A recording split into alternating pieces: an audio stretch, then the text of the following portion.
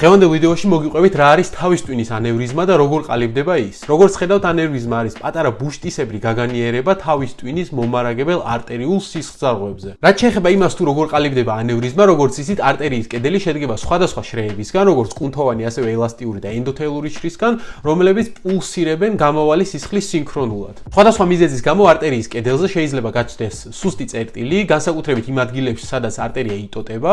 აი ეს არის ის სუსტი წერტილი და ამ სუსტ წერტილზე ქრონიკული ჰიდროსტატიკული წნევის მოქმედებით უფრო და უფრო თხელდება ამ სუსტი წერტილის გარსი და ყალიბდება მსგავსი ბუშტისებრი სტრუქტურა, რომელსაც ანევრიზმა ჰქვია. რაც უფრო მეტად გაიზრდება ანევრიზმა და უფრო მეტი მოცულობით სისხლი შევა მასში, უფრო და უფრო თხელდება მისი შემომფარგლავი ქსოვილი და ბოლოს შეიძლება გასკდეს. ეს გასკდომა კი იწვევს არტერიული სისხლის დიდი წნევით ჩაღვრას თავის ტვინის ქსოვილში, სადაც საკმაოდ ნაკლებია სივრცე და ეს ზეწოლა ამ სისხლდენის იწვევს ტვინის ქსოვილის დაზიანებას.